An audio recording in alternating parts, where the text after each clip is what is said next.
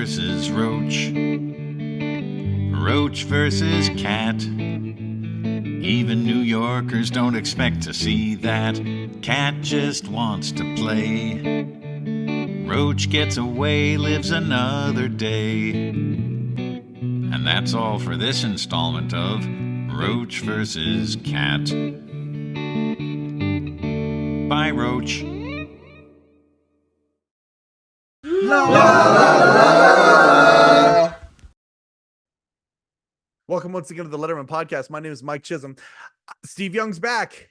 This is at the beginning of this thing. If you would have asked me at the very beginning of this thing, hey, you know, some of these folks who worked for David Letterman and Company, the company of David Letterman and Company, in fact, some of the company are going to become friends of yours, and just come back and you can shoot the bull and literally just catch up with some of these people. I would have told you, my gosh, any one of these people, the interns, who would be that for me, I would be grateful. I never thought for a second that a friendship with Steve Young would grow the way that it has, and I'm so grateful for Steve. He's one of the most effortlessly funny people I've ever met. He makes me laugh out loud. He has that Letterman sensibility. I certainly would love to see some sort of, I don't know if you'd call it a reunion or if you just call it an evolution, but some of the people like the Nick Prewers of the world and Steve, of course, being one of these people who have just taken that Letterman legacy and just continued it on. I would love to see a show that celebrates that, acknowledges that and celebrates it.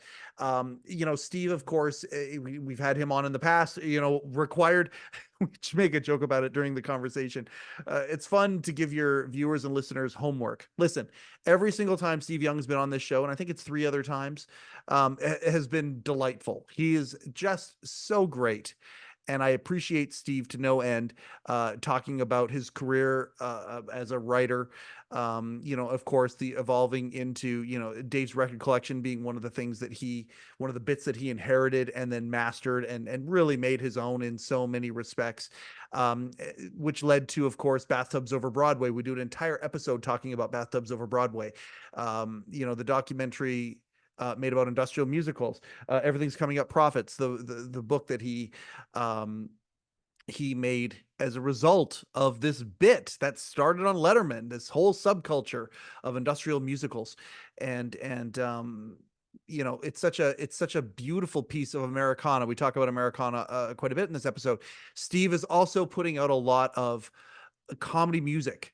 And it's so good to see him expressing this creative outlet that he has and putting out these amazing songs. And I highly, highly, highly recommend going to the Apple Music or the Spotify. Broken Heart Insurance. Is it an album? Is it an EP? We talk about it here. It's 6 songs. They're all fantastic and funny, and I believe have a piece of Americana in them. Just happy, wonderful music that will make you smile. And very well produced, insanely well produced. We talk about that here. In fact, in this episode, he has heard back from Dave himself. Dave gave him a quote that he can use, talking about his creative endeavors, his musical endeavors here. And we talk about that. We talk about the state of the creative process right now. We talked, I think the last time he might've been on here was actually either during the strike or when the strike had just ended, the writers and the actors on strike. And I mean, you think about these poor creatives that have been wanting a career in television, in the movies, in these creative industries, and the idea that it's becoming a niche market. And Steve has some really neat insights about that. And we just have a really nice conversation that goes, it's just catching up a little bit, talking about, there's some Letterman stories that pop out too, of course. But I mean, at the end of the day, it's just a furthering of the friendship of the Letterman Podcast with the man, the myth, the legend himself, Steve Young. I hope you enjoy the episode today. All right, Steve, before we get going here, Broken Heart Insurance has been out since May, right? Yeah, end of May.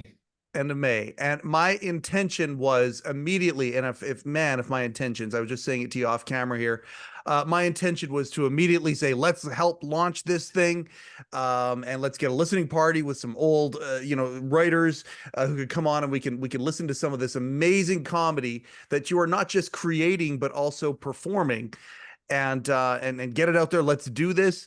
And I dropped the ball on that because life just gets crazy and whatnot. I thank you for putting up with with me and whatnot. I appreciate you so much. Your creative output has been amazing. I'm so grateful that you are actually putting this stuff out there. How has it been so far since you've released the EP and are really starting to embrace, this creative process? I had modest expectations, as I think I've learned in the past decade or so, to have modest expectations about everything in life. So I thought, well, my friends will go, wow, this is pretty good. And then maybe a few people beyond that immediate ring of friends will pick up on it somehow. And that's about what's happened. I have luckily made some friends who know about music and the music business, and nobody is telling me, oh, get ready to buy a yacht. They're just saying, yeah, I mean, you're gonna probably want to put some money into different kinds of promotional campaigns if you're serious about it, but don't expect to get your money back. But over time, if you keep with it and keep putting out new stuff and just do it because you want to do it, if your stuff is good and finds an audience, it will grow. And I thought, that's fine. Um, and okay, so I'm curious about. There's a few things that I'm curious about. Number one is, the EP is what, 6 tracks? 6 tracks, right? Correct. Yes, I Okay. guess it is EP. Spotify or CD Baby, I guess when I was doing this, says that anything more than one track is an album. So I immediately inflated it up to album status by having more than one track. Okay, so 6 tracks on it. And I happen to know that there are, you've got a lot more than 6 tracks that you have recorded. What was it that made these particular tracks the ones selected for this album? This was sort of a naturally coherent batch because they were all done in Nashville in different ways with serious Nashville musicians and production value. 5 out of the 6 tracks were produced by Alison Brown, who's a Grammy-winning uh, banjo player. She plays a lot with Steve Martin and knows every cool person in the bluegrass and Americana world. And she and her husband Gary West have this studio, uh, Compass Records. More than you need to get your listeners to go through. But I was very lucky to meet up with some of these people when I first visited Nashville, and happy connections led to me actually being able to get my songs up on their feet with these world-class people. And Yeah. there's no way that should have happened, but it sounds way too legitimate for my little living room fumblings. But they made it sound great. I do have a lot of other stuff, some of which you've heard, some of which is Yeah. very stripped down, just like guitar and vocal, some of which I play a little more ambitiously with uh, bass and finding a real drummer to do a drum track, things like that. So it's all over the map. But the first batch really felt like, well, that's the Nashville batch. Maybe there'll be more someday, but for now, that's that set. Yeah, I'm glad you brought up bluegrass. I mean, if you were to take this album and kind of categorize it into a, yes, it's comedy music, but it's also, I think bluegrass is probably the best kind of description of the style that the music is played in. Is that something that you loved growing up? I had only very limited connection to bluegrass. My mother did listen to some country music, and that definitely either was baked into my DNA or got in there as an influence early. But it was only, I don't know, 20 something years ago that I started listening to bluegrass. And I do think that it imprinted on me very early because of the Beverly Hillbillies. And when I was a 4-year old, and the opening and closing theme music I had no idea who Flat and Scruggs were when I was a kid, but now Right. I'm a middle-aged man going, oh my God, yes, this is the stuff that was like flowing into my tiny little rubbery brain when I was a toddler and set something on a course. So oddly enough, I have the Beverly Hillbillies to thank for some of the early affinity for that kind of sound. Absolutely. It's funny too. I'm so glad you mentioned that, because when you read the Apple music description, you go through there and it's some notes from the artist or whatever that is. You actually reference that as an influence, Yeah. and I think that's delightful. I just, and again, bluegrass. There are certain things. When it comes to history, that are certainly Americana. And I would point to, music, specifically. There are certain genres that are 100% Americana as far as I'm concerned. Bluegrass definitely being one of them. You can kind of go anywhere with it, including, and I mean, you prove that because the songs are legitimately hilarious, but still have a ring of, I don't even know what you'd call it, if it's sentimentality, but it certainly is Americana, that's for sure. I hear the phrase alt country a lot, which is a very big catch-all category that basically means everything that sounds like country music but isn't slick and formulaic enough to get onto the major radio stations. So you've got a tiny little chunk that is the money-making tip of the spear for country Right. music, and you have this vast landscape of things that are hybrids, and we're seeing so much of this now. Like, where's the boundary between country music and hip hop? Where's Yeah. the boundary between country music and rock or jazz or anything else? We're at this bubbling melting pot point of history, maybe more than ever before, and I don't know that I'm pushing it forward in any direction. Funny country music probably is, the major radio stations are not salivating over the prospect of this, but I've been very happy when I've gotten some of these songs across the attention spans of some cool people. And I think there have been a couple of radio stations that have played one or two of the songs and gotten a good reaction. So that's, again, modest expectations, but yes, I'm happy when I hear that people, especially friends who thought, oh, it's going to be Steve Young fooling around in his living room with his plunking away on the acoustic guitar, and then they turn this thing on and it's like, oh my God, this is for real. How Yep. did that happen? And I still think, I'm not quite sure how it happened either, but been very, very, very sweet and gratifying how it's all played out so far. Well, it's incredibly well produced, and that's I can certainly see, if people are coming at it from that vantage point, I can certainly see why they would be blown away by it, because the production value on this stuff is really, really good. Is there a track on the record that people are attracting to more, that you've seen so far, or is it across the board? Well, there's some interest in the title track, Broken Heart Insurance, which is in some ways the most straight ahead-ish country feeling one, with a certain kind of premise that plays out in a little story. Yep. And that's the one we had the first video done for, and that's out. And that, again, looks way better than it has any right to, thanks to talented friends who've helped out. And now, on the good old fictional country music show, here's Steve Young. Thank you for calling the claims hotline. Please enter your case number. When she said we're finished, my heart was feeling pain. At least my devastation would mean financial gain. I opened up my desk drawer, took out my policy. But now my heart's been broken twice by her and the company.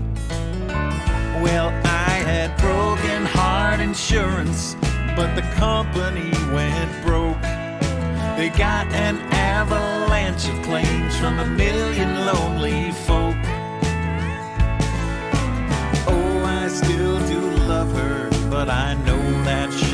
sail. Now both our relationship and my backup plan have failed. Please wait while we retrieve your information.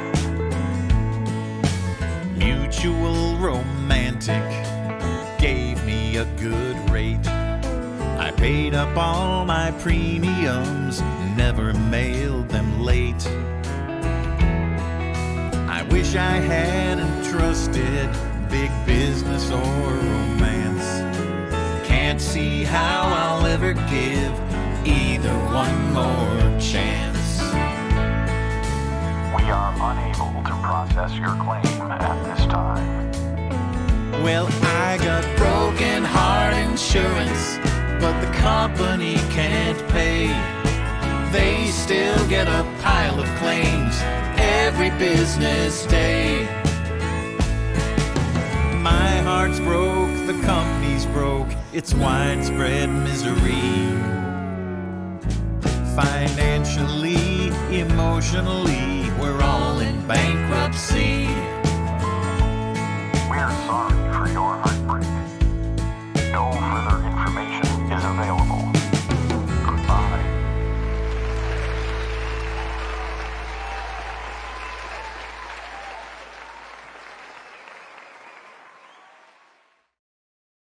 But I would say that the one that seems to grab people as this oddly universal theme is the one Fitted Sheet. Oh, Fitted Which Sheet is good. Yep. Came out, as I've gotten more interested in the songwriting, I just learned to keep my antenna up for what am I struggling with or what am I puzzling over. And this was a few years ago now, just like laundry and pulling the Fitted Sheet, and how the hell do you fold this, and just the aggravation of it. And that was a new point in my life where I realized, oh, well, you may have the beginning of a song here. And it starts as this sort of funny song about the trouble of that, and then it takes this wildly ambitious literary, cosmic, philosophical turn, which again, I can't imagine the major country music stations wanting to play a country music song that talks about the universe winding down and growing cold, and the poet William Butler Yeats commenting on it. So, but if I have any arrow in my quiver that no one else has, it is that sort of sensibility that, well, I guess nobody else in the world but Steve Young would have written that song. There you go. The point of view that you bring across is one that is just, and I mean, I've been doing a lot of, in the background here, I told you about the Jack Rollins stuff that we're doing. And so because of that, I'm watching a lot of late night footage, like early late night footage. And the idea of coming from a place, Strange doesn't quite cover it. Askew doesn't quite cover it. Just coming from the place of the odd. And I just appreciate the people that can do that seemingly effortlessly. And you seem to be that guy, whether it's the songs that are out here on the album or the shorts that you're putting out there. The observances that you have are the ones that I wish that I had, but I don't. But I certainly appreciate the fact that not only do you document the observance, but you present it in a way that is absolutely it's of course hilarious, but it's also, I don't even know what you call it. It's just unique. It's a unique point of view. And you seem to just have that in spades, and you can't, it seems like you just can't turn it off. That's who you are. Let your local UPS store give you a hand. If you need your notary shredded, faxed, or scanned. Okay, that's fine. You can come out of the booth. I'm not sure that the signs really mean what you're saying here. You might want to look into revising that. We're just going to do what the script says. Okay. Yeah, well, thank you for that. And as complicated and annoying as life is, that is one thing that I'm glad that I was born with, or had a shred of, and was able to cultivate. I sometimes describe it as uh, finding the wrong thing to focus on in any given scene or situation.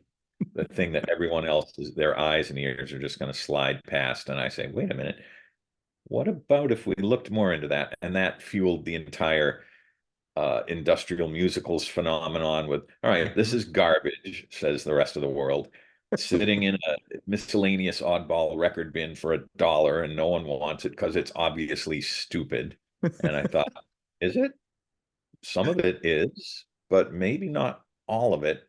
And there's way more of it than we thought. And turns out it was the largest chunk of 20th century American culture that had remained under the radar, and we'll probably never find anything that big again. But yeah, anytime I go out for a walk and I see some oddity, and maybe other people are also amused by something, or oh, look at that, the American Woolen Building with a giant stone sheep head over the door. And other people see that, but I now am at a phase of my life where I just start singing, "Hey sheep, we appreciate you. Hey sheep, and we celebrate you." And then I run home and start figuring out, oh, what would I do with? Oh, I need a bass, and I'm going to do this with the guitar, and oh, the chords are going to do that. Oh, and I'm going to get ambitious, and I'll do the main vocal, and then I'll do the harmony on Yeah, the you hey, layer sheep. in, you do.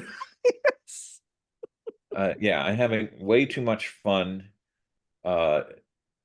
History will history won't care and won't judge, but you could make the argument that I'm just wasting my time on way too elaborate endeavors that really don't deserve it. But to me, that's part of the conceptual thrill of seeing a little thing and making it top heavy with production value. Yep. And it goes through the layers of why bother to, well, that does sound pretty good, but it's stupid. And that its stupidity and excessiveness is what makes it worth it in the end.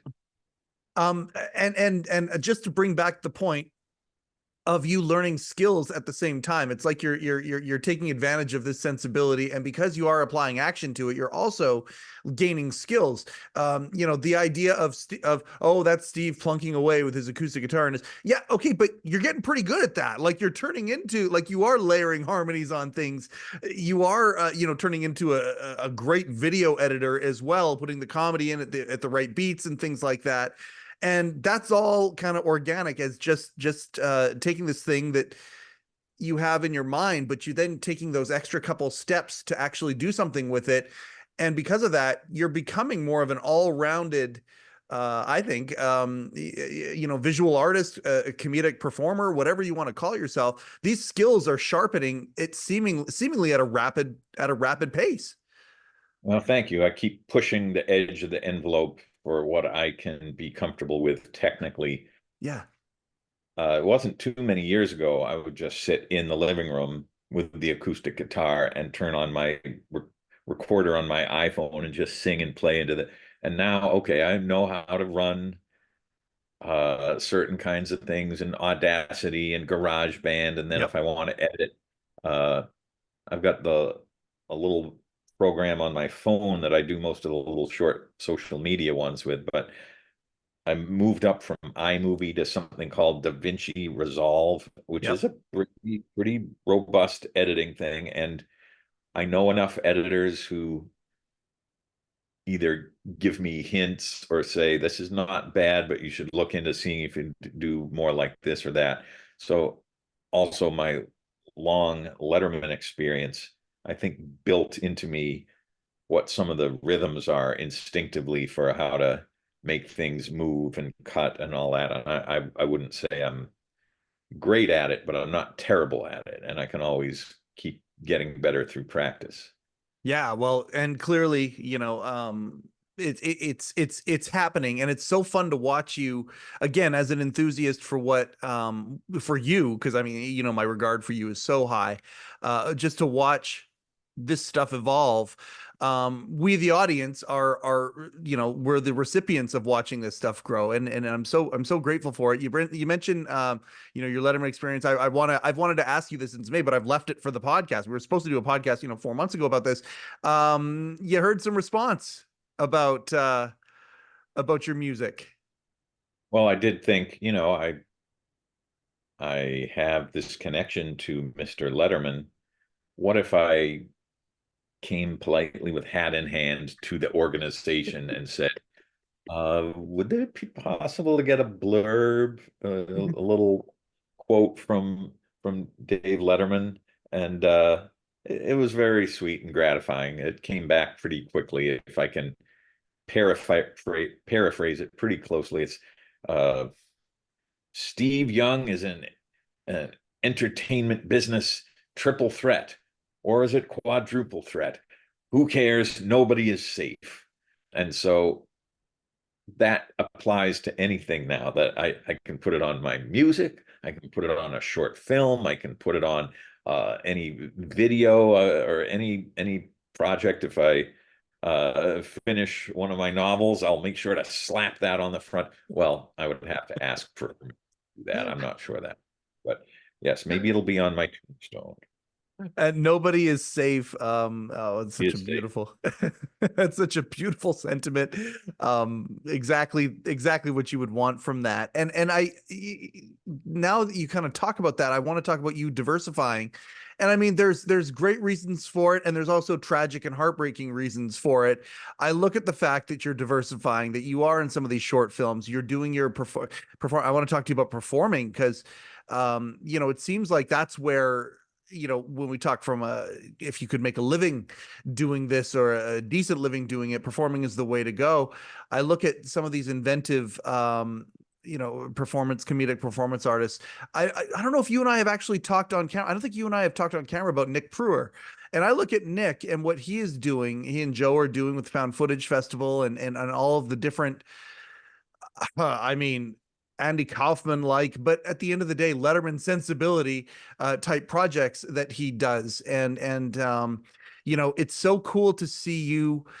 I mean, don't get me wrong, your writing is astounding, but to branch out from that and move into the performing, and it almost there's a Wayne Gretzky quote that we say up here in Canada. We recite it every morning, like the Pledge of Allegiance. Don't go where the puck is, go where the puck is going.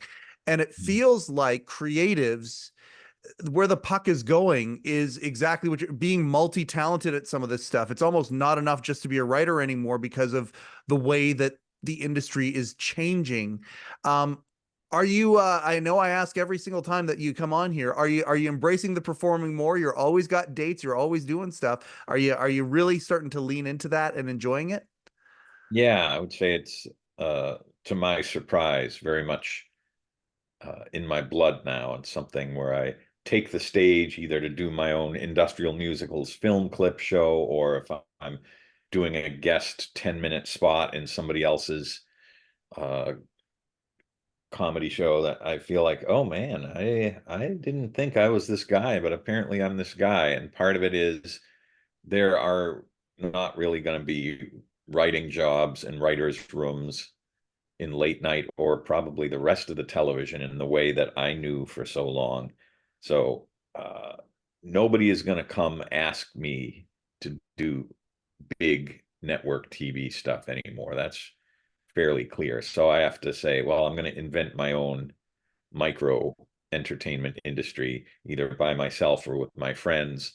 And that's what so many people are doing now. And you and I were talking about this a little bit earlier, that the golden age, it lasted until not too long ago, but employment of TV and film writers is way down.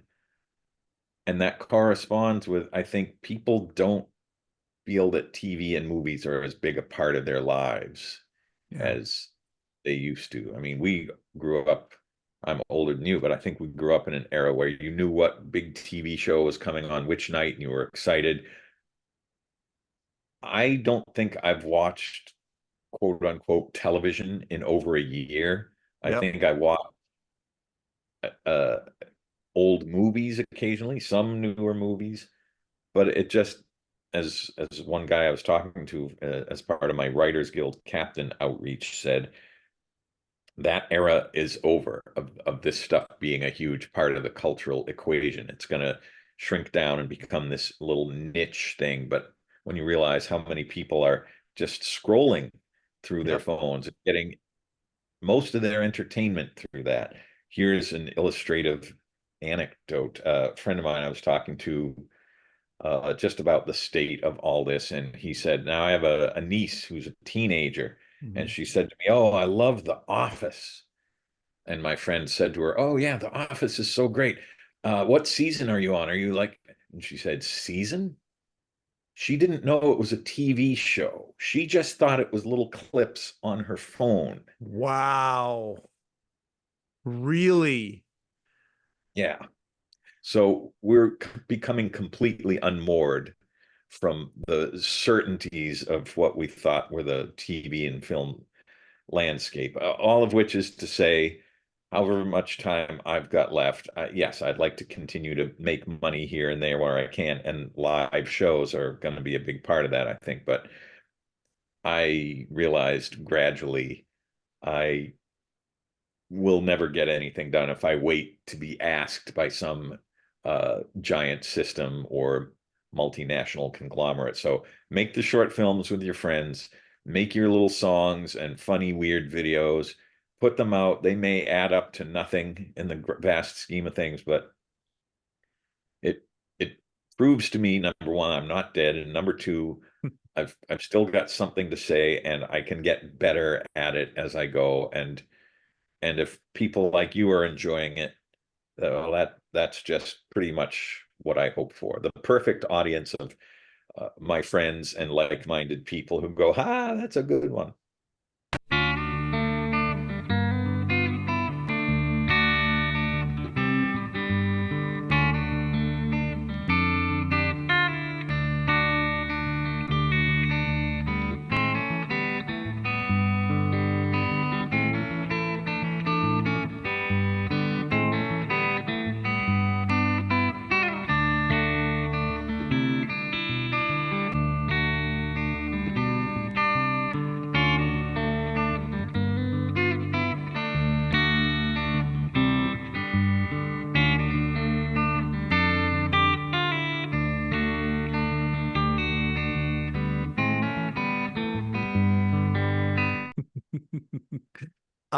Well, it certainly is, and it's funny because you think about The Office. That's a really good that's sobering, actually.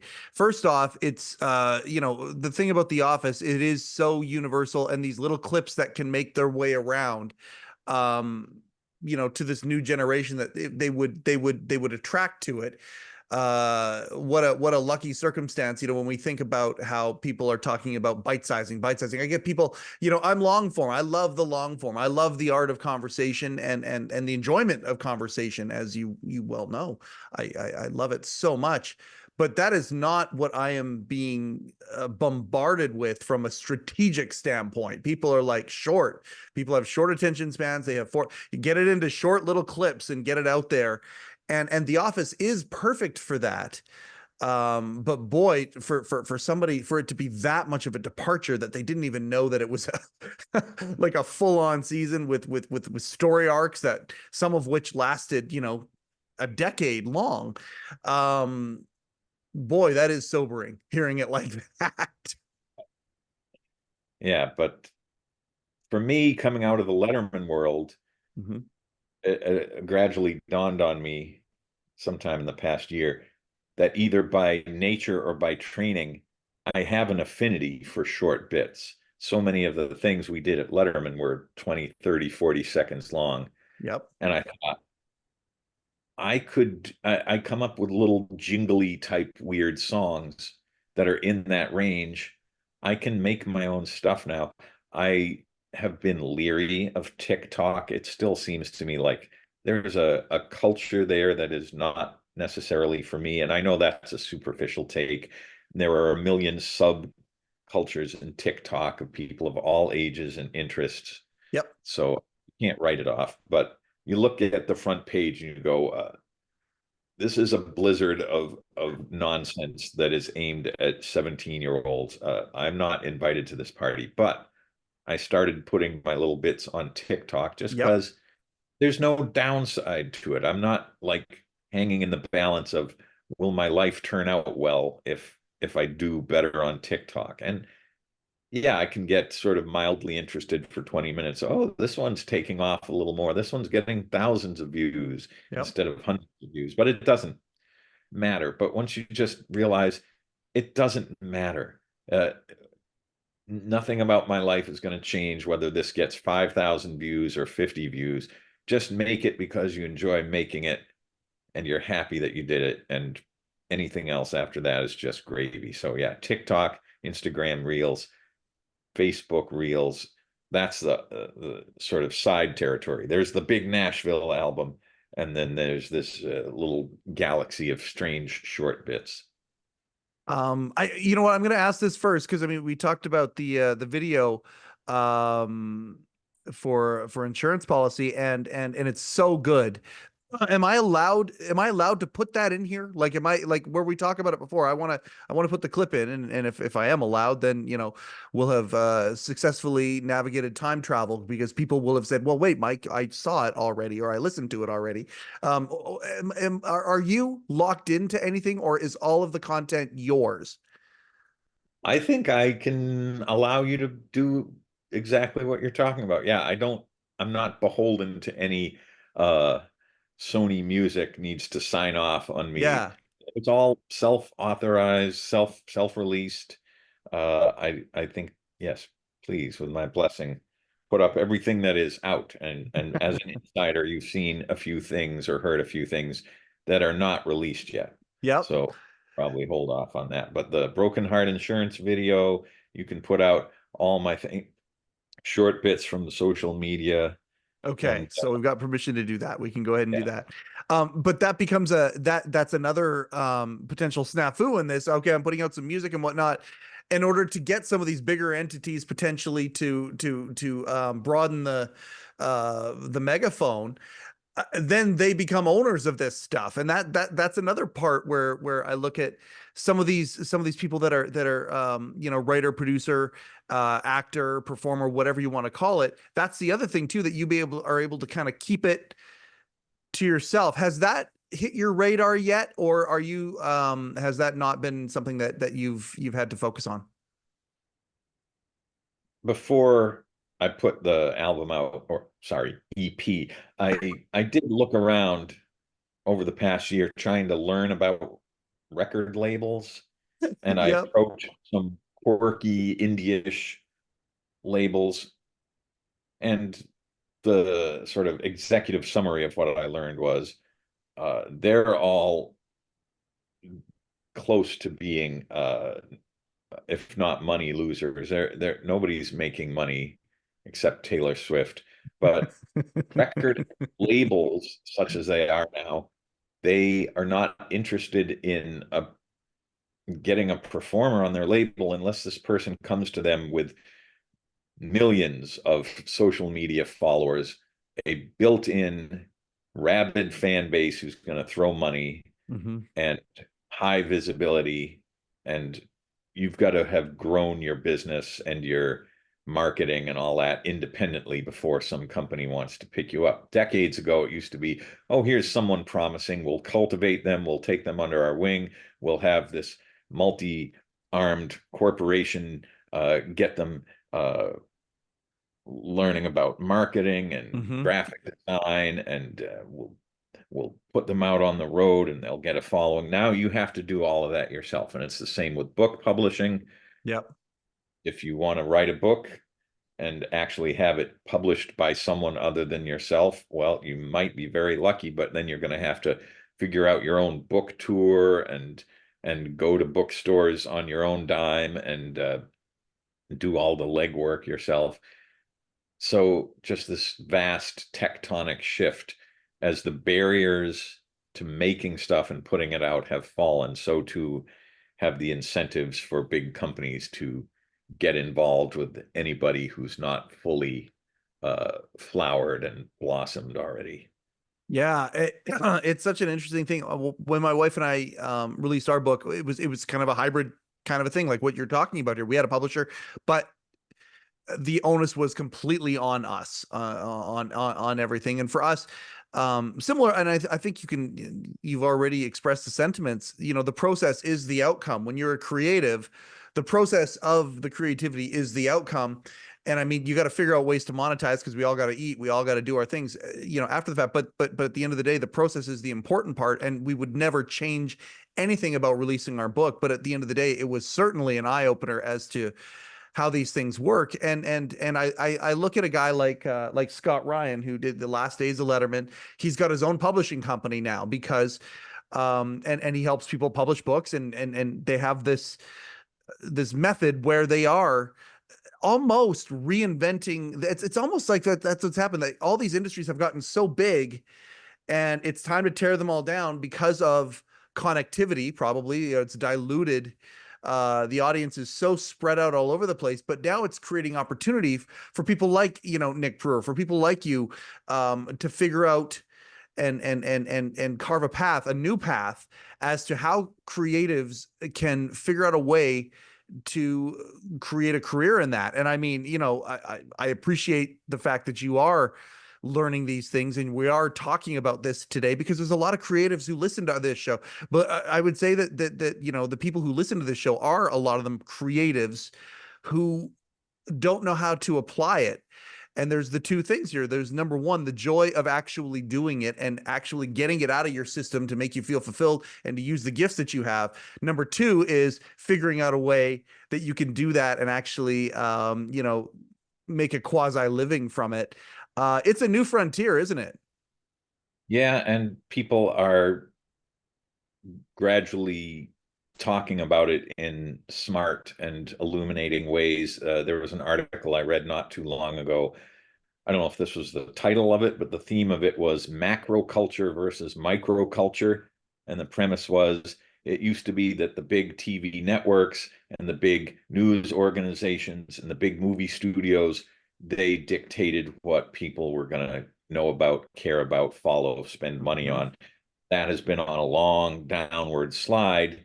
And now you have a world where social media influencers that you and I have never heard of have millions of followers. And if they show up somewhere, they are going to pack a theater full, and they are going to make a lot of money. And you and I are going to go, who the hell is that? Yep. How can that person be filling a theater? And this is replicated thousands of times. So the micro culture, if you find your niche fan base, it can be tiny to the world of Sony Pictures, but it can be huge to you as a single person. And you can do very well if you figure out, what's my thing? Who are my people? Yeah. They know about me. They love me. They're going to come and pay $25 to see me do X. I am at the very small end of that. I would love to get better at it. But yeah, micro culture versus macro culture. The other thing I was reading is a book called Art and Fear. And this was all about all the ways that you get mentally held back from working on whatever odd art projects you want to do. And you've got to break through that and realize, all right, in all probability, you will never be Bruce Springsteen or Picasso or Taylor Swift. Yep.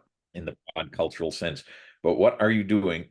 Why are you doing it? Well, just remember, you do all your pieces of art or music or whatever because you enjoy doing them, and each one you do teaches you a little more about what you want to do and what you like to do and how to do it with your materials.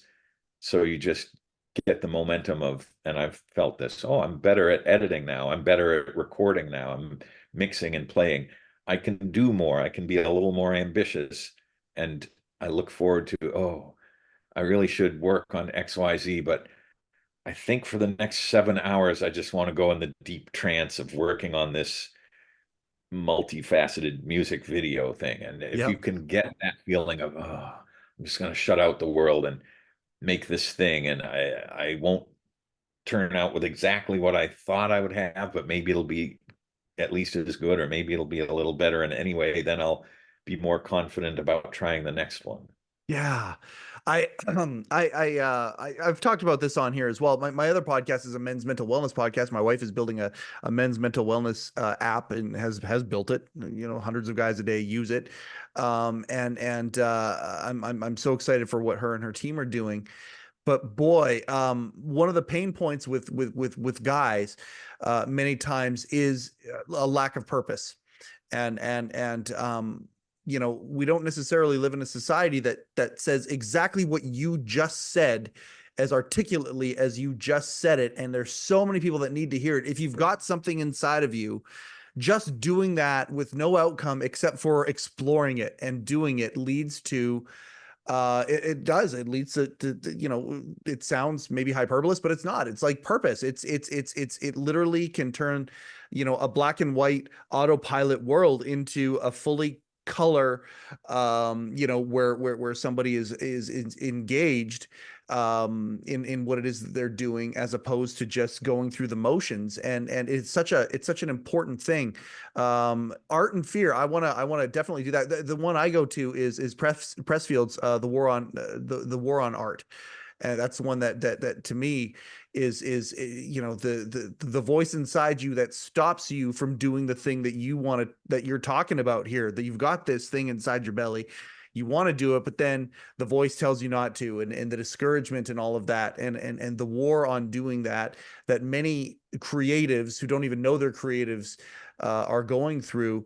You know, when you become present and you find out about that and you realize the fulfillment of doing exactly what you're talking about, wow, I mean, now life is a completely different animal. And I'm seeing it with you. You know, I love that our dynamic has grown to where it is right now, and my hope and prayer is that it grows more. I love seeing you express this stuff. And like I think about being able to go and see you on stage and doing this, and I'm hoping that that you do find this audience who want to be entertained, and at the same time, it's also insightful. It to me, your stuff inspires creativity, Steve. It really, really does. It inspires people to look at things differently, and I just really enjoy what you're doing a lot.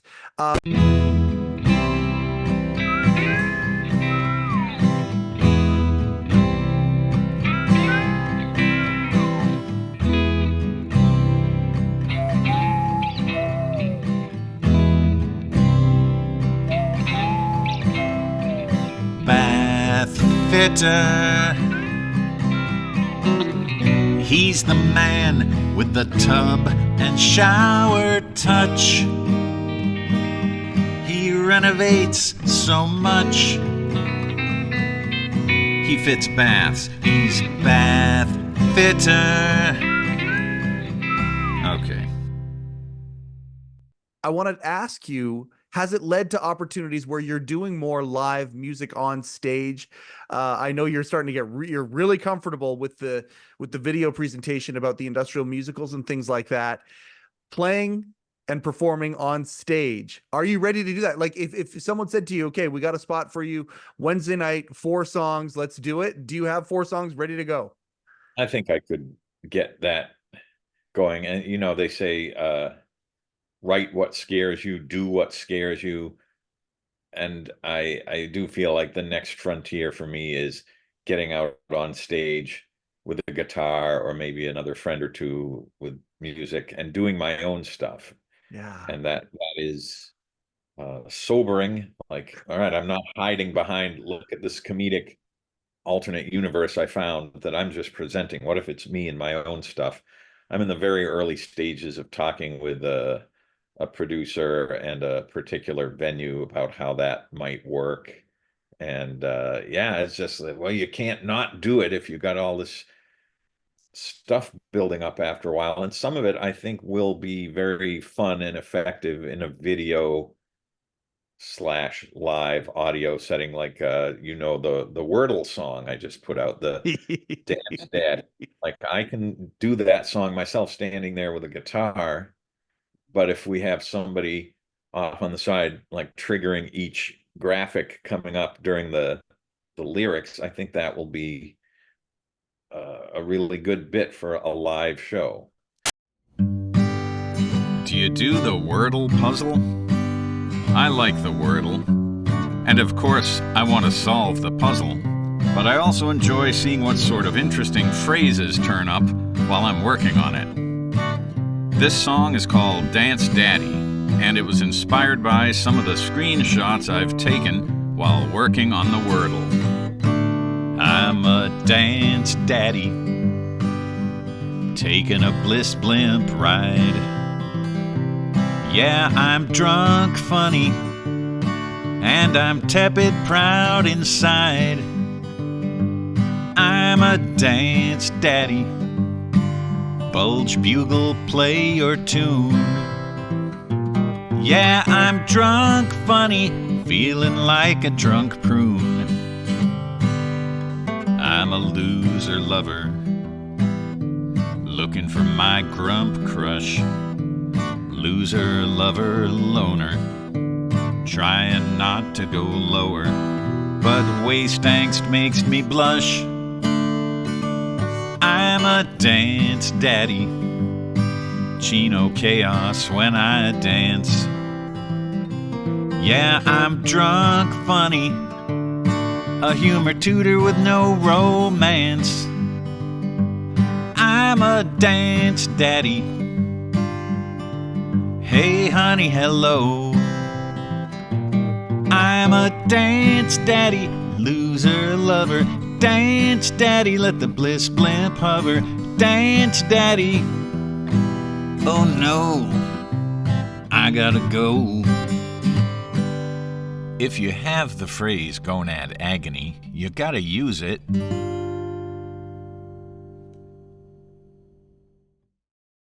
So Definitely. I think I can get a portfolio together that feels about right with a few things like that, maybe some left turns into some other comedy bits and video bits. I'm just accumulating this slag heap of stuff, and I've got to shape it into something. But yes, I do have that performing bug now, and that will extend to my own music. I mean, Steve Young, a slag heap of stuff. What an endorsement that is right there about the collection of materials that you've built. Oh, too bad Mr. Letterman didn't mention that in his little blurb. Slag heap. To go a slag heap of stuff. To go back to what you were saying something earlier about pacing and timing and all of that. One thing on this show that we have certainly a reoccurring and theme, and whether it is people who produce the extras versus who wrote the extras versus different everybody in the world of the actual creating of the creative output of Late Show. Shorter is better. And I mean, that is something that I think, safe to say that's been ingrained into your head. Let's get in, get out. Let's not stay too long in the bit. A lot of your songs are 2.5 minutes, that kind of a thing, 3 minutes. Is that something that's just reflective to you? Is that something where it's like, yeah, I don't want to overstay my welcome with this. I'm not going to put a second verse in or a bridge necessarily the way that other conventional songs might do, because I do want the premise to stay fresh. Yeah, definitely somewhere looking over my shoulder is Mr. Letterman saying, can we cut 12 seconds out of this, please? Can we get this shorter? Can we get this down to under a minute? And you can cut too much and be too severe in that. But on the whole, I think I'm glad to have had those instincts cultivated in me. And that's why, yes, there's a lot of little bits I'm doing now that are 30 or 40 seconds. And that feels right to me in a lot of ways. But the longer bits, even the quote unquote longer songs, many of them clock in at not much more than 2 minutes, which I feel like, all right, that's kind of a classic length. 50, 60 years ago, hit singles were kind of often in that range. Yeah. I don't want to overstay my welcome. I don't know if I have any welcome to overstay, but if I do, I don't want to overstay. That makes a lot of sense. Again, I don't know. Have we talked about Nick Pruitt on camera? I don't think we have. You've actually done shows with Nick, like right? Kind of a brother in arms, spiritual cousin. I did record collection. He grabbed the corresponding Dave's video collection, which was a piece also, and has made an empire out of that. And so we help each other out. Anytime we have tips on, oh, here's a good venue you ought to investigate. He introduced me to the person at City Winery here in New York City, who ended up putting me on a few weeks ago, and that was a very, very nice show. I was very happy with that show here in New York.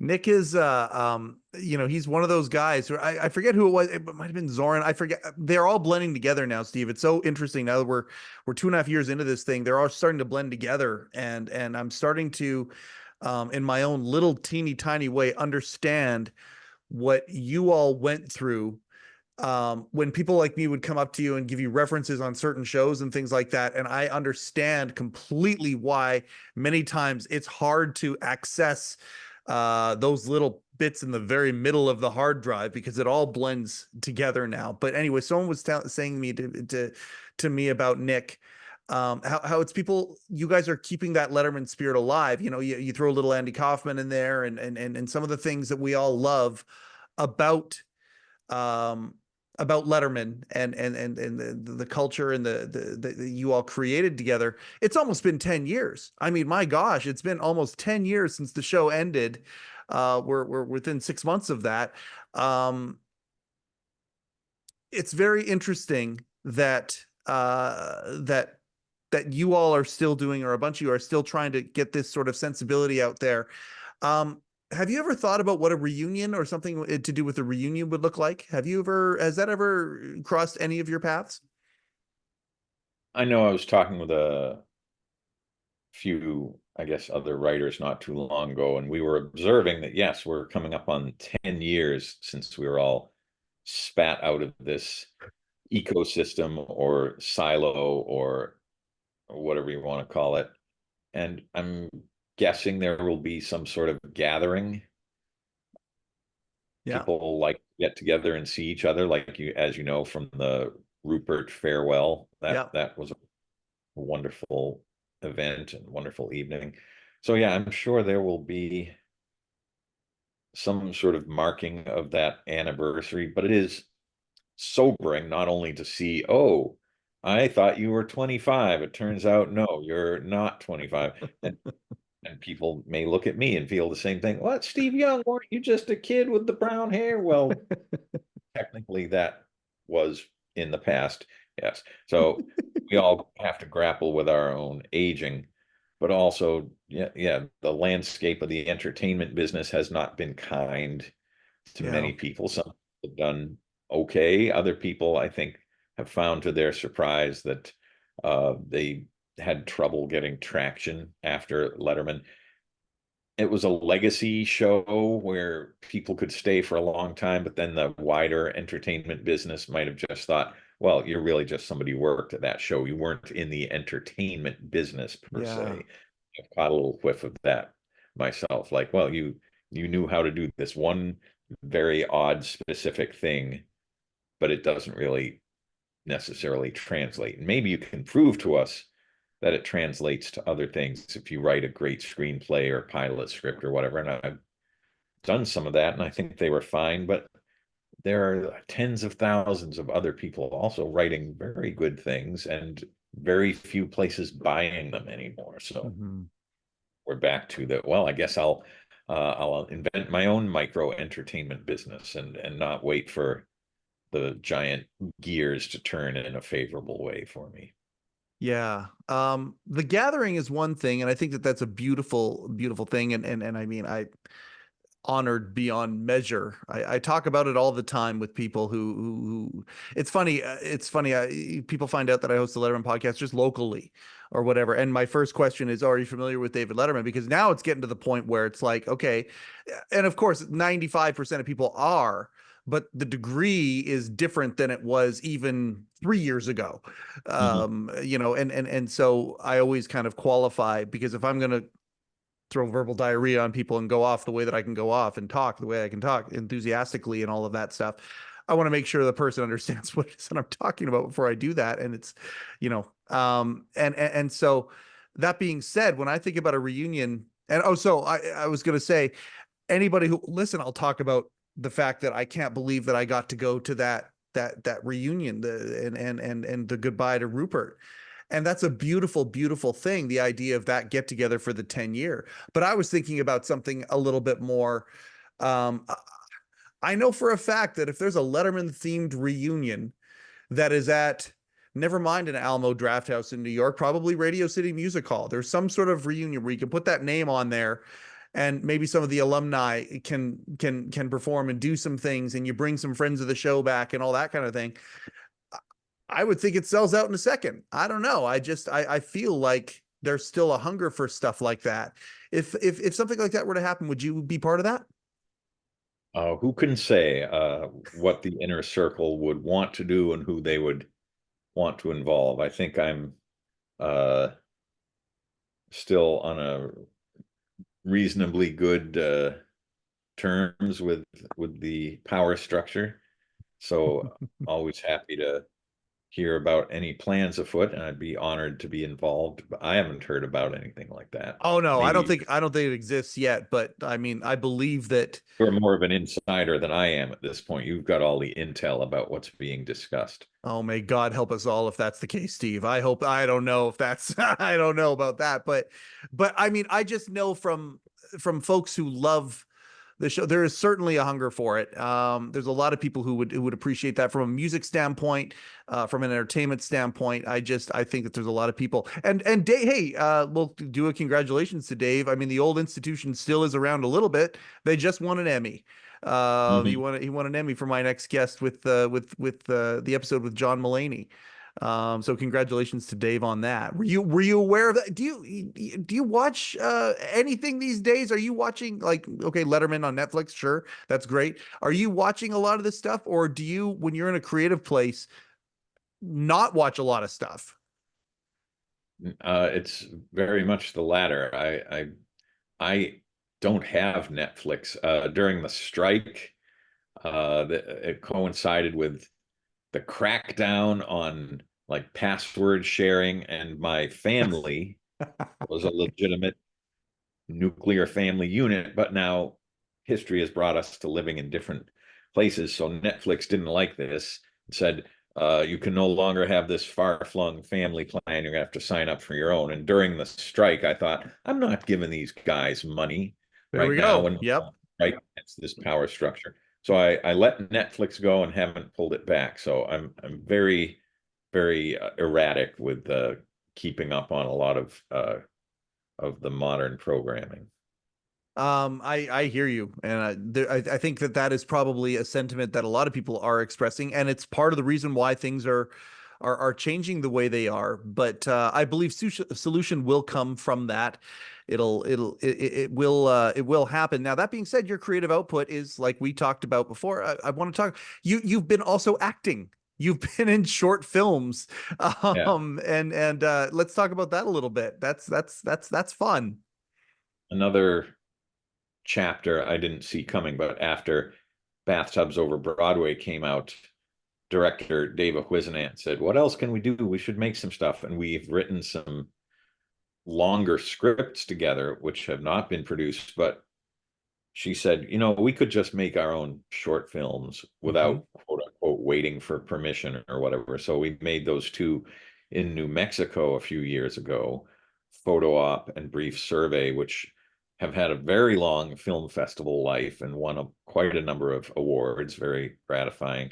And then another friend of mine who I met at the Woods Hole Film Festival a few years ago, he was saying last year, oh, we ought to work on something together sometime. And we were both at Woods Hole last summer down on Cape Cod. We went over and explored this lighthouse, and I began improvising this character of the proud but embittered lighthouse keeper who has the daytime shift when you can't tell whether the light's even on. And we later realized there could be something there. Let's take what we were riffing on that day and get it formed into a real script and try to get some costumes and production value. And it was very micro budget, last minute sort of thing. And we got a lucky break actually being able to get into the lighthouse to shoot. The Daykeeper has now started its festival run, and I've been to a few cities with that, and recently won a Best Actor award from the the Mystic Film Festival. Uh, and if you get out of the house and go places and meet people, other doors open. In the past, I guess it was the other short films. I was at a festival chatting with a producer who had a film there, and later he emailed me, would you like to have an acting role in this indie feature we're putting together? Because they'd seen me in the shorts. And I said, sure. Mm-hmm. Now I have this other acting credit, and now I have this new short film. And some people in Mystic, Connecticut were saying, oh, we really enjoyed your performance there. Would you be interested if we, in our upcoming projects, approached you about acting in something else? So I am not a trained actor. I am a smart ass who's way too confident now on camera, and I may crash and burn yet at some point. But until then, just just keep having the weird adventures and seeing what next adventure comes from it. The premise of Daykeeper is so great. It's such a perfect little premise right there.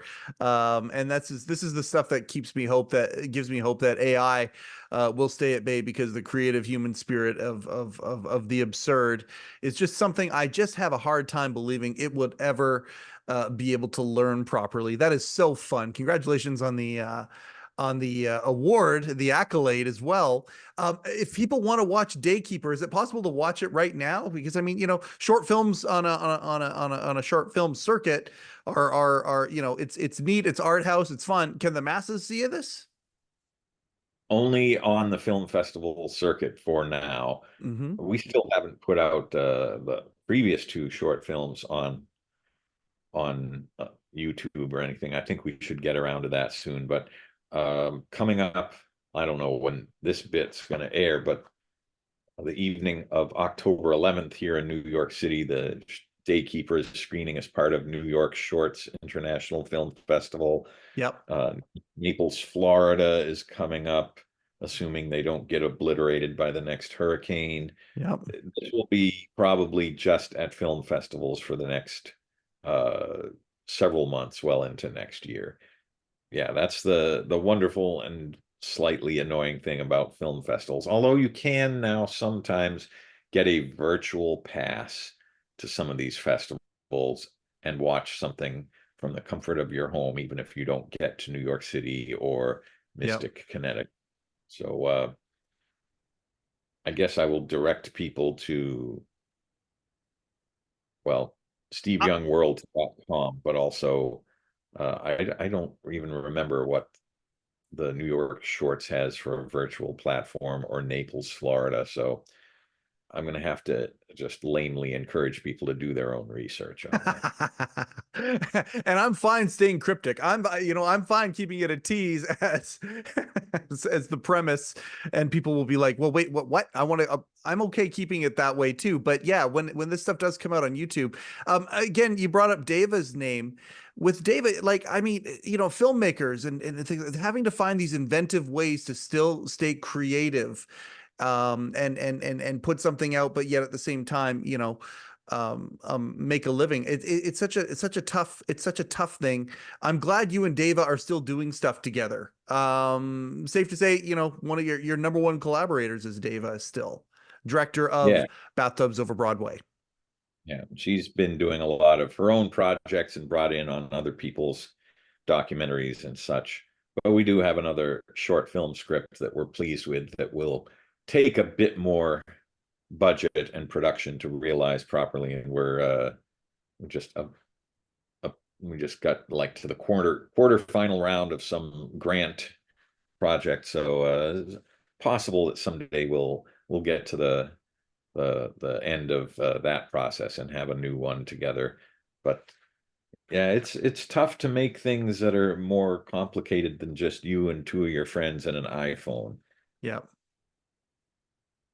Well, I'm just grateful that you guys are doing what you're doing, for sure. I still want to get Deva on this show if at all possible, but I know how busy she is as well.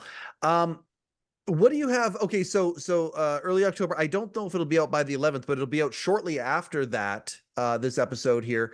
Do you have any other gigs booked at this point here for the Industrial Musical Show, for any of the other stuff that you're doing?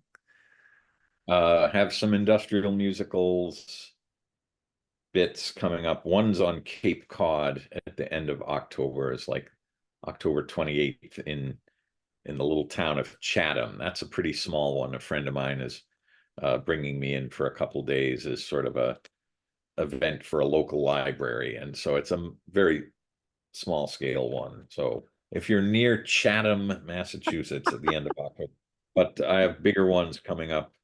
Modernism Week in Palm Springs is in February, and that's a big extravaganza every year. And I've gotten lucky connections and met people out there, and I'm doing 2 installments of my show there in February. I'm going to go to Mr. Letterman's hometown in early March. Yep. Go to Indianapolis, do a show there. I'm always trying to string a few more together, so they seem to come up semi-randomly, but always interested in hearing from people with suggestions about, oh, I know this great venue. They love weird alt comedy / video / film / whatever. Yep. And if I get good tips on places to take the show, I'm all ears. Well, and I mean, you go back to Nick and Joe with Found Footage. I mean, they're on the road 150, 200 days a year these days doing this thing. It's pretty amazing to watch them as road warriors. I'm actually looking at they've got a show in Seattle and they've got a show in Vancouver. And for those who are geography buffs and know that I'm from Kelowna's kind of right in the middle of the two, and they have a day in between. So it's like, oh, you know what? If we could figure out a way to get them here, I'm actually looking to do that right now. You know, the idea of being a bit of a road warrior and doing this stuff is it's neat. It's neat to see think of you being out there doing this. Have you, to go back to the industrial musicals for a second, have you added to the collection since last we spoke?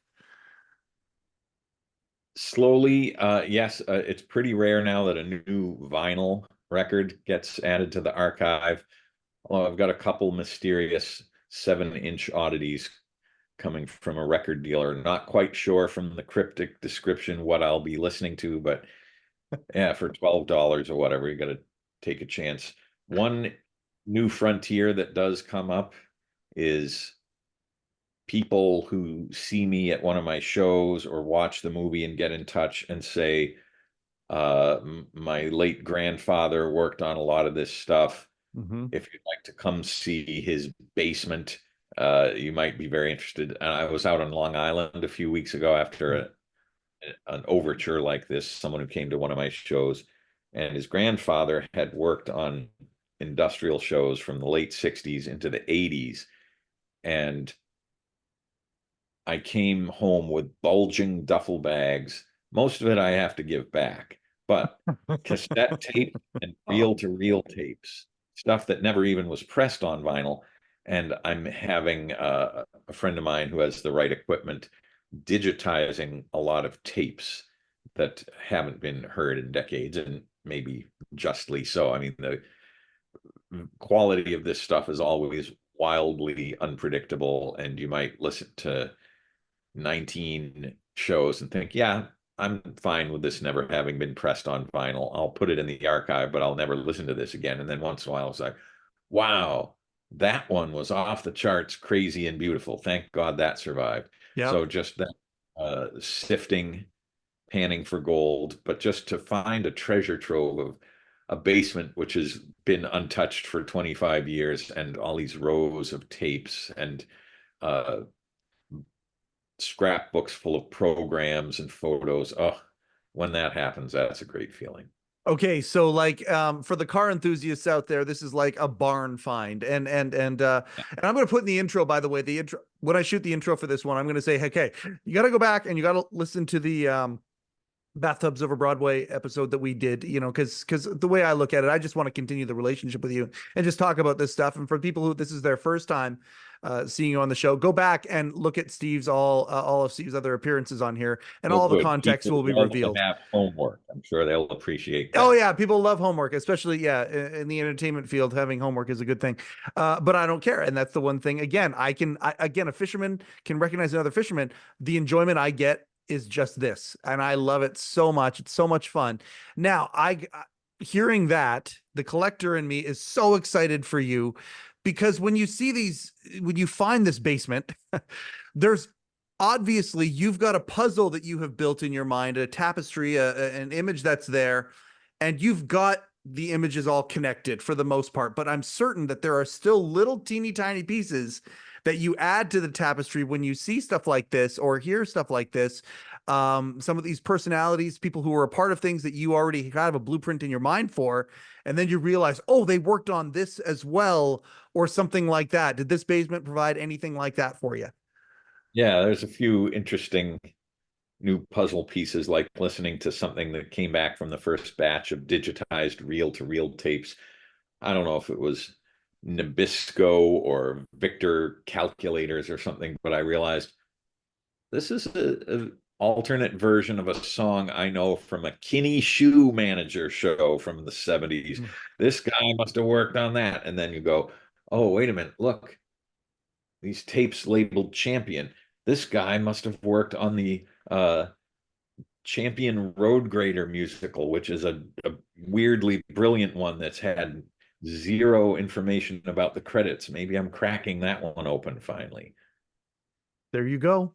I love that. And I love that I know how much that stokes you when little things like that happen. And I'm very, very, very happy that this is still the gift that keeps on giving for you. And again, everything's coming up profits. We've got it right here. Do you still have any copies of that book? Are they still around, or are people now at the point where you go to eBay and that's where you're going to find it? Yeah, you can buy some on eBay once in a while at a not horrendous price, but it is out of print. The blessing and the curse of the documentary Bathtubs Over Broadway, which was suddenly that the book was a hot item and we sold out a printing, and then the publisher printed a second printing, and that sold out. And I was able to rescue 93 copies from a warehouse that had decided they were damaged and they were going to throw them away, and most of them were fine. So I did luck in a last stash of books, which I sold privately at my shows. But right now there's no plan to do a third printing. If by some miracle the Steven Spielberg Amblin Company movie that they've been developing after they bought the rights to the book, if that ever goes and gets greenlit, then I'm sure we'll reprint the book. But till then, it's going to be not as easy to find as I would like. Can you tell me the connection there? Like what Steven Spielberg, Amblin Entertainment, what? How did that happen? Yeah, when the book came out, there's a guy named Mark Platt, who's a very well-established producer who has an eye and ear for interesting properties. I believe you could look up all his credits. I know he was involved with La La Land, so movies with a musical element he certainly is familiar with. But like a lot of people, when the book came out and people were starting to talk about it, the realization was this is a vast and weird and fascinating secret subculture of America that we did not know about and didn't see coming. And there's got to be great stories in here. And so I don't know if this movie will ever get done. There's a story, a fictional story set in this world in the 50s into the 60s, people working on these shows and wrestling with the conundrums of, am I an artist or am I a hack? Yeah. Am I on my way up or am I on my way down? How do you judge the value of doing work like this when the rest of the world, number one, doesn't know about it, number two, wouldn't respect it if they did know about it? So all these big themes that I've seen emerge while I've been doing this investigation, I think they will have a very good movie if they end up doing it. But for every movie that gets made, there are hundreds that don't get made. So is there a script? Have you read it? Unofficially, I'm not sure how much I'm even allowed to talk about this. Oh Yes, my gosh, we've discovered something here. Okay, did you write it? Are you allowed to say if you wrote it? I'm not going to comment. Wow, look what we've done here. What I've seen was very encouraging. The this is just one of the hard-hitting information seeking arms of the Letterman podcast and what we strive to do here. Oh, that's fantastic. Okay, well, everything that you've said here, hey, Mr. Spielberg, let's do this. Let's make that happen. That sounds really, really good. Let's even get to a place where we can talk about it. How about that? Super, super cool. Now that being said, you're still making music. The first album out. People can go to the Apple Music, to the Spotify. It's on, I think you've even got it on YouTube, I think. Broken Heart Insurance, right? You've got that. That's the title of the album. If you look up Stephen Young or Steve Young, Broken Heart Insurance, I'm sure you'll find your way to it. One problem I found, and I was not surprised by this, there are quite a few people named Steve Young who make music. Yep. And then you find that your album has been assigned to some other Steve Young's body of work, and then you have to file an official claim for disambiguation or whatever, and then 6 months go by and you're in a queue because apparently there must be people whose entire professional lives are just doing this numbing paperwork to fix these problems. So some places have me as me, some places have me as someone else. All right, I've lost the ability to be agonized about that. We're working on it, but yes, I'm out there. It is, I cannot thank you enough for what it is that you do, for putting this stuff out there, Steve. Anything else to come? Is there anything else we want to plug? SteveYoungWorld.com, obviously. Broken Heart Insurance is the EP that you can get, or the album that you can get right now. Put into your devices. It's fantastic, hilarious and heartfelt at the same time, if that's possible, but it is. What else? Anything else that we want to talk about on this installment? I think I'm going to put a bunch of my little short bits, which have been on social media. I think I'll put those on YouTube, and anything under a minute gets categorized as a short. Yep. So I'll probably have a whole portfolio of shorts, but I'm happy with a bunch of those. And there is the new song called Dance Daddy, which is not on Spotify and all that because it is so much a video project, but that's on the Steve Young World YouTube channel. If you haven't, that's the Wordle one, right? That's the Wordle. Okay. Yes. I think that's a fantastic way, because you own this stuff. That's a beautiful thing. No corporate juggernaut can take your creative output. I think we'll finish the episode here by putting Dance Daddy on, if that's okay with you. That's one where the Wordle puzzle is owned by the New York Times, and I was taking screenshots of this puzzle, and I did do a little unofficial back channel chatting with some people in the New York Times about, am I going to get sued if I put this out? And they seemed charmed by it, and I got a quasi-official assurance that I was not going to be given the cease and desist order. So hopefully that will continue to exist. Yeah, well, we're going to test that. We're going to test that theory right there.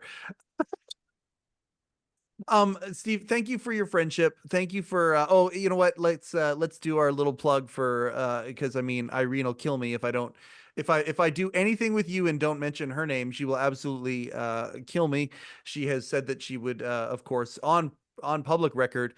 I even have a video of them. You know what? With Irene and Rupert, I have a video of them in Greece. We did a video call over the summer while they were spending time at her place in Greece, and your name came up during that as well. So funny. She has gone on record saying that she loves Rupert, her little root beer, loves him to death, but would leave him in a second for Steve Young. She adores you so much. It's you know what? Multi-decade campaign to ruin Rupert's life is finally come to a fruition. Yeah, he's had it nice for so long. Time to it's, you know what? It just occurred to me.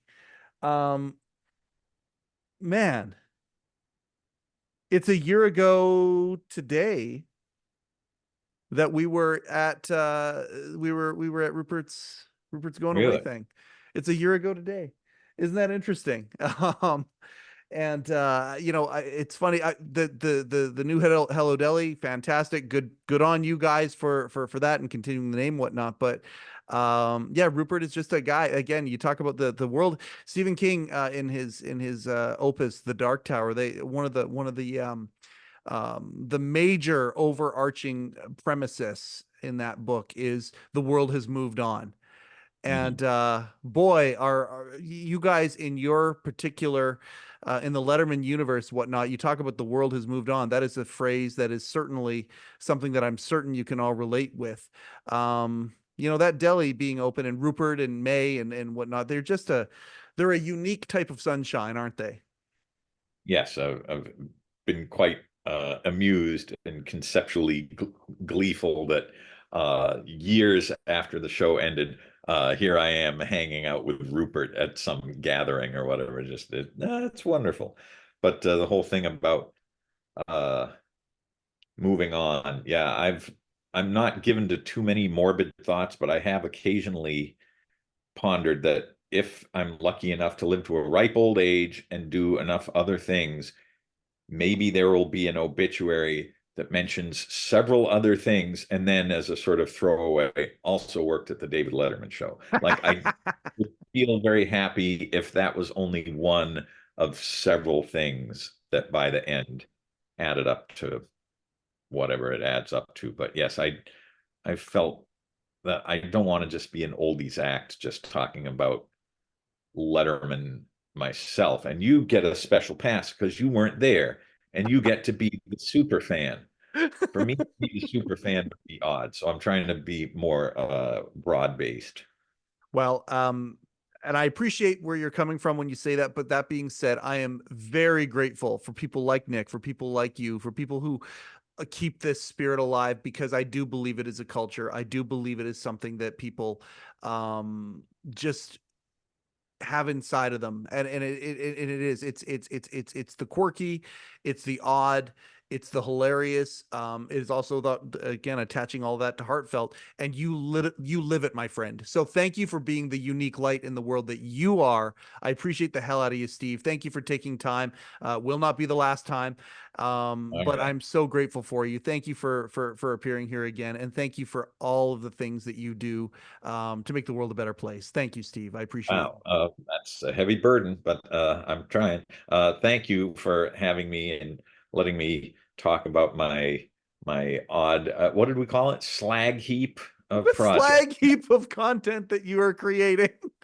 Yeah, appreciate the conversation, and I love that we go from, oh, this silly thing, that silly thing, and suddenly we're talking about the art and the fear and the philosophy and the what's the point of your life and all that. Yes, I love that you can be on a spectrum that slides so cleanly from the absurd and then down to the profound and all the points in between. It's all related, and I think that again that encapsulates everything that you guys ever did. You could go from that spectrum, and I think that probably is formative stuff. That when my cement was wet, that skill came from the art that you guys made. So thank you for that. That's a nice metaphor. Yes, when my cement was wet, I like that.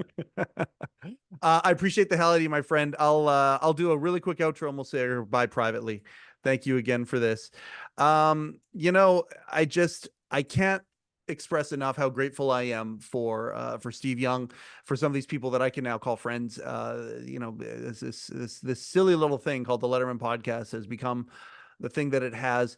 And you know what? The little side projects that are showing up because of it. And those are fun too, but nothing for me is more important than the friendships that have happened. And as a result of this thing, SteveYoungWorld.com, check it out. Check out his stuff on Apple Music. Check out his, it's funny, great stuff, and share it. Please share it. We have one sponsor only at the Letterman Podcast. That is, of course, the aforementioned Rupert G. Hello-Deli.com. He may not own the deli anymore, but you could still get official Late Show with David Letterman merchandise, hats and mugs and shirts and all that kind of stuff at hello-deli.com. This has been another episode of the Letterman Podcast with Mike Chisholm. Coincidentally, I am Mike Chisholm. Thank you and good night. Hey Hey, Big Melty. Oh, hello, little Melty. So why did our faces start to melt? Well, time, weather, pollution, each made its harsh contribution. Yes, it's an unkind blow that fate has dealt. Yeah, our faces are a mess. Well, I know people on the internet got short attention spans, so I'll talk to you later, Big Melty. Goodbye, little Melty.